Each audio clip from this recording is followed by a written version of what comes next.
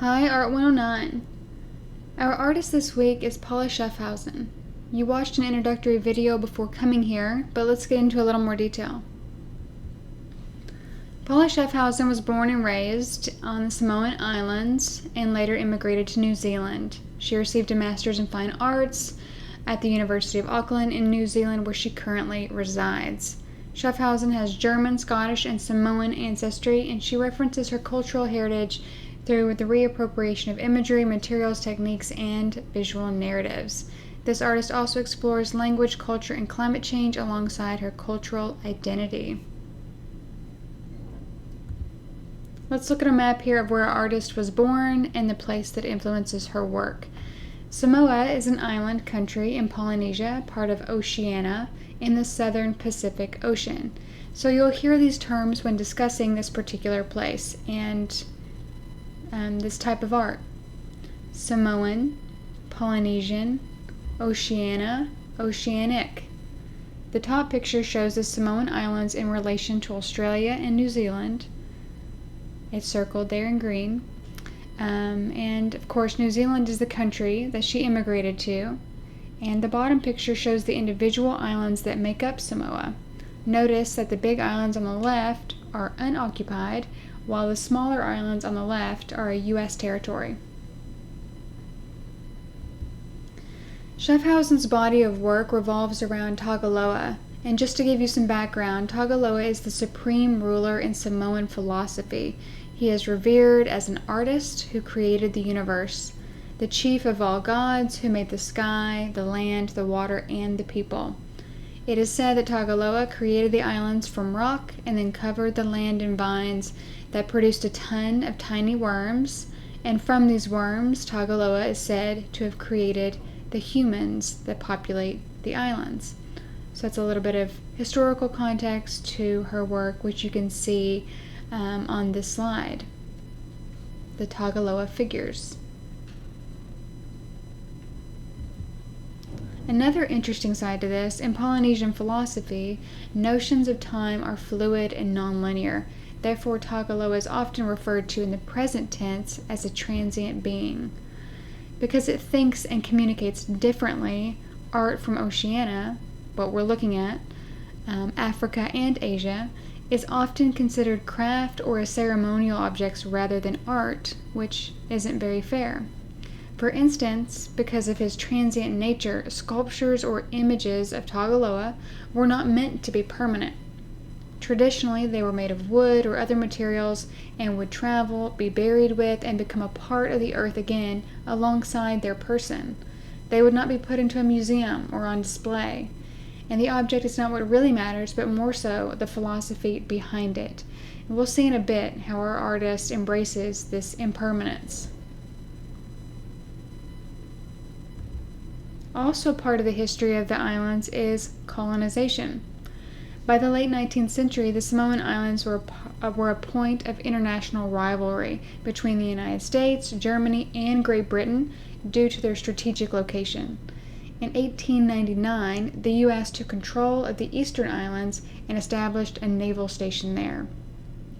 The colonial occupation of Samoa by Germany began officially on March 1, 1900, concluding in 1914 when the New Zealand government decided they would take over from Germany at the start of World War I. In the picture on the slide, the top one shows a German flag and the bottom a raising of the New Zealand flag. But during that 14 years, German Samoa became a real thing because of the cultural exchange. Our artist, Paula Schaafhausen, has German ancestry and a German last name as evidence of that. Religion also changed as Christianity came in and Tagaloa began to fade. Connected to this idea of fading, one of our artist's themes is transient objects. Transient means impermanent, lasting for only a short time.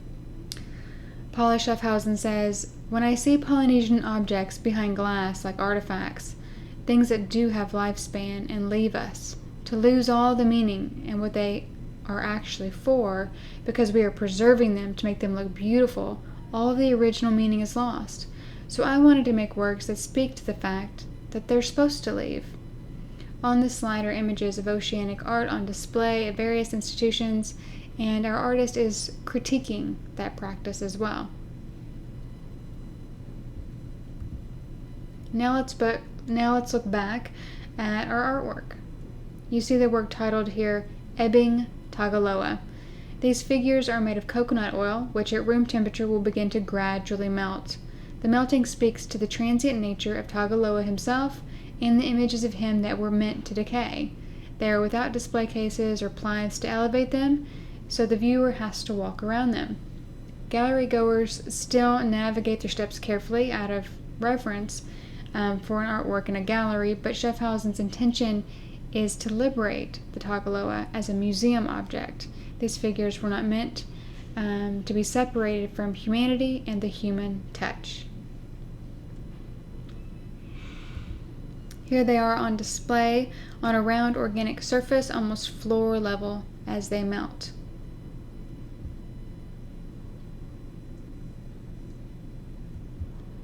Climate change, another of Schaafhausen's themes, is affecting the Samoa Islands.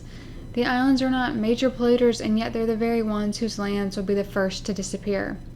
You can imagine how her coconut oil figures melting represent that well. She fuses found minerals and materials that she finds on the beach, such as sand and plastic, into her Tagaloa to bring this idea home to the viewer as they watch the figures melt. Her work also points out Polynesian philosophies that emphasize a care for the earth.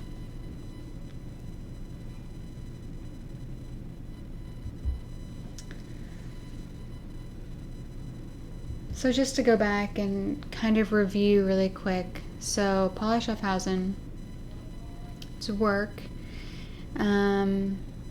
depicts a figure from an early Polynesian philosophy, Tagaloa, the creator of the universe. That philosophy has since faded a bit, right? Because the Samoan Islands were colonized and Christianity was introduced. The islands are also dealing with climate change as well. So these figures are meant to represent these sort of old philosophies that our artist considers beautiful because they respected nature and they were meant to be touched and carried and decayed along with the person that was carrying them, right? So her work representing a part of her culture and then also addressing these current issues as well.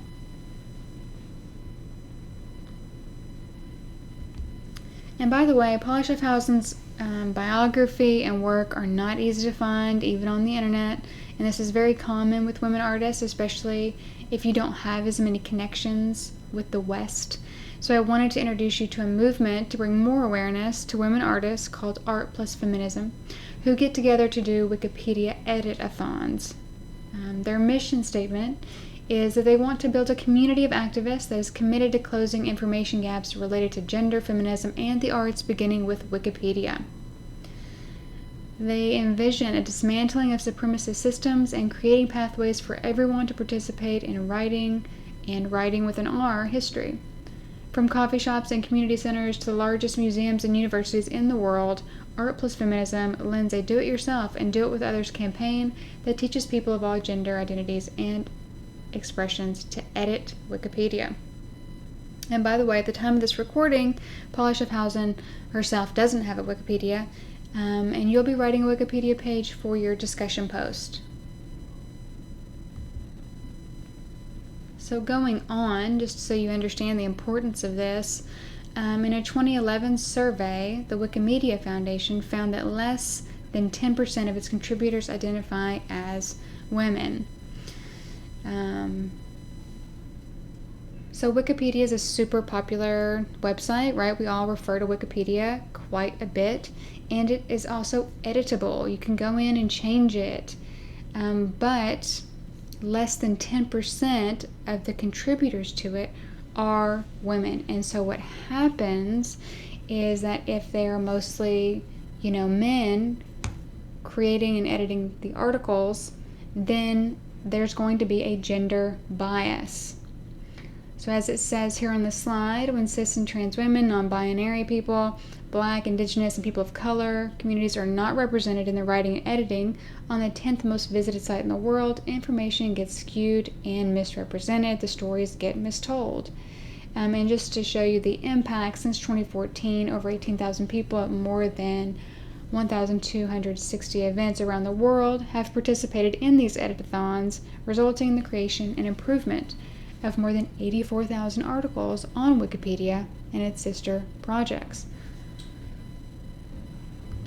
We'll finish up with this clip about the editathon, which you can watch on Blackboard.